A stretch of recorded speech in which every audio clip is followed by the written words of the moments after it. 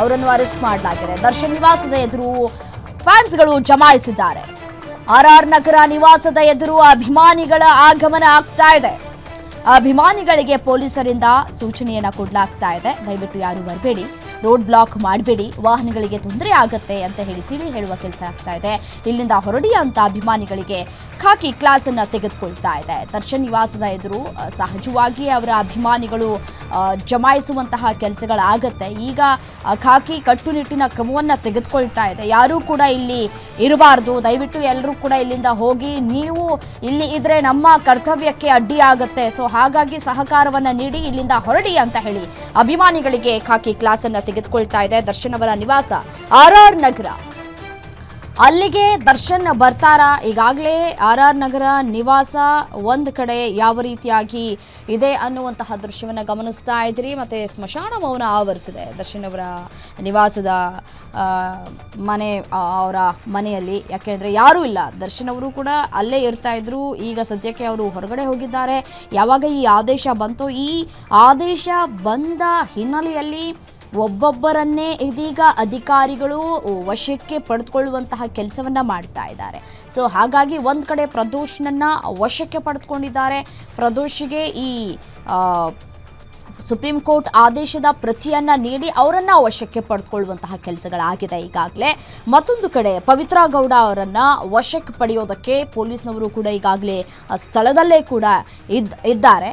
So ಅವರನ್ನು ಕೂಡ ಈಗ ವಶಕ್ಕೆ ಪಡೆದುಕೊಳ್ಳುವಂತಹ ಸಾಧ್ಯತೆಗಳು ಕೂಡ ಇದೆ. ಸಾಧ್ಯತೆ ಅಲ್ಲ, ಅವರು ವಶಕ್ಕೆ ಬರಲೇಬೇಕು, ಅವರು ಅದು ಅನಿವಾರ್ಯ ಕೂಡ ಹೌದು.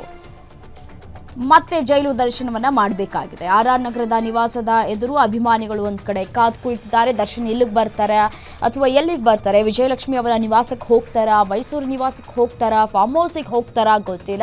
ಎಲ್ಲವೂ ಕೂಡ ಪ್ರಶ್ನೆಯಾಗಿದೆ. ಒಂದು ಕಡೆ ದರ್ಶನ್ ಅವರು ಎಲ್ಲಿದ್ದಾರೆ ಅಂತ ಹೇಳಿ ಒಂದು ಕಡೆ ಹುಡುಕಾಟವನ್ನು ಕೂಡ ನಡೆಸಲಾಗ್ತಾ ಇದೆ. ಬಟ್ ಆದರೆ ದರ್ಶನ್ ಅವರು ಈಗಾಗಲೇ ಮೆಸೇಜ್ ಪಾಸ್ ಮಾಡಿದ್ದಾರೆ, ನಾನೇ ಬಂದು ಸರೆಂಡರ್ ಆಗ್ತೀನಿ, ಸಮಯಾವಕಾಶ ಬೇಕು ಅಂತ ಹೇಳಿ. ದರ್ಶನ್ ಅವರ ಪತ್ನಿಯವರು ಕೂಡ ಮಾಹಿತಿಯನ್ನು ಹಂಚಿಕೊಂಡಿದ್ದಾರೆ. ದರ್ಶನ್ ಅವರು ಇವತ್ತು ಸಂಜೆ 4:30 ಸುಮಾರಿಗೆ ಬಂದು ಸರೆಂಡರ್ ಆಗ್ತಾರೆ ಅಂತ ಹೇಳಿ ಮಾಹಿತಿಯನ್ನು ಹಂಚಿಕೊಂಡಿದ್ದಾರೆ. ಈಗ ದರ್ಶನ್ ಹೊರಗಡೆ ಹೋಗಿರುವಂತಹ ಹಿನ್ನೆಲೆಯಲ್ಲಿ ಯಾರ ಜೊತೆ ಹೊರಗಡೆ ಹೋಗಿದ್ದಾರೆ ಅನ್ನೋದು ಕೂಡ ಒಂದು ಕಡೆ ಪ್ರಶ್ನೆ. ಲಕ್ಷ್ಮಣ್ ಅವರು ಕೂಡ ಅವ್ರ ಜೊತೆ ಇರುವಂತಹ ಸಾಧ್ಯತೆಗಳು ಕೂಡ ಇದೆ. ಆರೋಪಿ ಲಕ್ಷ್ಮಣ್ ಅವರು ಕೂಡ ಅವ್ರ ಜೊತೆ ಇದ್ದಾರೆ ಅಂತ ಕೂಡ ಹೇಳಲಾಗ್ತಾ ಇದೆ. ಬಟ್ ಆದರೆ ಯಾರ್ಯಾರು ಅವ್ರ ಜೊತೆ ಇದ್ದಾರೆ ಇನ್ನಷ್ಟೇ ಮಾಹಿತಿ ಸಿಗಬೇಕಾಗಿದೆ. ಸಹಜವಾಗಿಯೇ ಸರೆಂಡರ್ ಆಗುವ ಮುನ್ನ ಫ್ಯಾಮಿಲಿಯವರನ್ನ ಎಲ್ಲರನ್ನೂ ಕೂಡ ಭೇಟಿಯಾಗಿ ಒಂದಷ್ಟು ಮಾತುಕತೆಯನ್ನು ನಡೆಸಿ ಸಮಾಧಾನ ಮಾಡಿ, ಅಥವಾ ಅವರಿಗೆ ಕುಟುಂಬಸ್ಥರು ಸಮಾಧಾನ ಮಾಡುವಂತಹ ಕೆಲಸಗಳಾಗುತ್ತೆ. ಅದಾದ ನಂತರ ಸರೆಂಡರ್ ಆಗ್ತಾರೆ ಅನ್ನುವಂತಹ ಮಾಹಿತಿ ಸದ್ಯಕ್ಕೆ ಲಭ್ಯವಾಗ್ತಾ ಇದೆ. ಈ ಸುಪ್ರೀಂ ಕೋರ್ಟ್ ಕೊಟ್ಟಂತಹ ಆದೇಶ ಏನಿದೆ, ನಿಜಕ್ಕೂ ಜನಸಾಮಾನ್ಯರು ಕೂಡ ಹೇಳ್ತಾ ಇದ್ದಾರೆ, ಯಾರು ತಪ್ಪು ಮಾಡಿದಾರೋ ಅವರಿಗೆ ಶಿಕ್ಷೆ ಆಗಲೇಬೇಕು. ಮತ್ತು ರೇಣುಕಾಸ್ವಾಮಿ ಕುಟುಂಬಸ್ಥರು ಕೂಡ ಈ ಯಾವಾಗ ಹೈಕೋರ್ಟ್ ಈ ರೀತಿಯಾಗಿ ಆದೇಶವನ್ನು ಹೊರಡಿಸ್ಬಿಡ್ತೋ, ಜಾಮೀನನ್ನು ಕೊಟ್ಬಿಡ್ತೋ, ಆ ಕ್ಷಣಕ್ಕೆ ಅವರು ರಿಯಾಕ್ಟ್ ಕೂಡ ಮಾಡಿದ್ರು. ನ್ಯಾಯ ಸಿಗತ್ತೆ ಅನ್ನುವಂತಹ ನಂಬಿಕೆಯೇ ಹೋಗ್ಬಿಟ್ಟಿದೆ ಅಂತ ಕೂಡ ಆ ಸಂದರ್ಭದಲ್ಲಿ ಮಾತನಾಡಿದರು. ಬಟ್ ಈಗ ಸುಪ್ರೀಂ ಕೋರ್ಟ್ ಯಾವಾಗ ಬೇಲನ್ನು ರದ್ದು ಮಾಡ್ತೋ ಆಗ ರಿಯಾಕ್ಟ್ ಮಾಡಿದ್ದಾರೆ ಇಡೀ ಕುಟುಂಬಸ್ಥರು. ಈ ಸುಪ್ರೀಂ ಕೋರ್ಟ್ನ ಆದೇಶ ನಾವು ಸ್ವಾಗತ ಮಾಡ್ತೇವೆ ಅನ್ನುವಂತಹ ಮಾತುಗಳನ್ನು ಕೂಡ ಆಡಿದ್ದಾರೆ. ಮತ್ತು ಬಳ್ಳಾರಿ ಜೈಲಿಗೆ ಶಿಫ್ಟ್ ಆಗ್ತಾರಾ ದರ್ಶನ್, ಅಥವಾ ಬೆಂಗಳೂರಿನ ಜೈಲಿಗೆ ಶಿಫ್ಟ್ ಮಾಡ್ತಾರಾ, ಎಲ್ಲವೂ ಕೂಡ ಪ್ರಶ್ನಾರ್ಥಕವಾಗಿದೆ.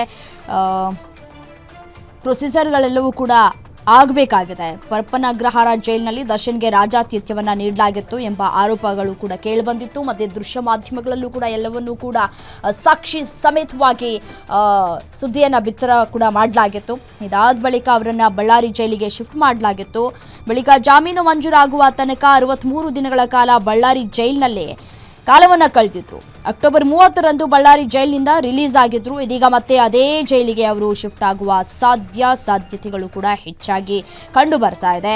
ಬಳ್ಳಾರಿ ಸೆಂಟ್ರಲ್ ಜೈಲಿನಲ್ಲಿದ್ದಾಗ ತೀವ್ರ ಬೆನ್ನೋವಿನಿಂದ ಬಳಲ್ತಾ ಇದ್ರು ದರ್ಶನ್.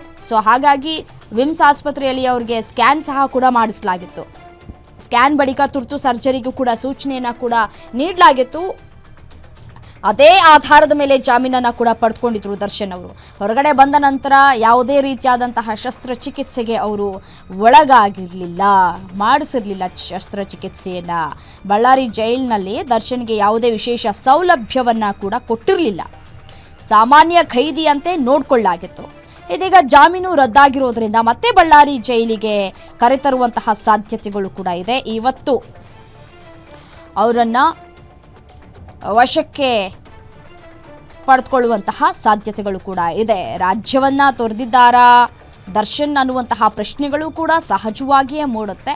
ಅವರು ಹೋಗ್ತಾ ದೃಶ್ಯ ಒಂದಷ್ಟು CCTVಯಲ್ಲೂ ಕೂಡ ಸೆರೆಯಾಗಿದೆ.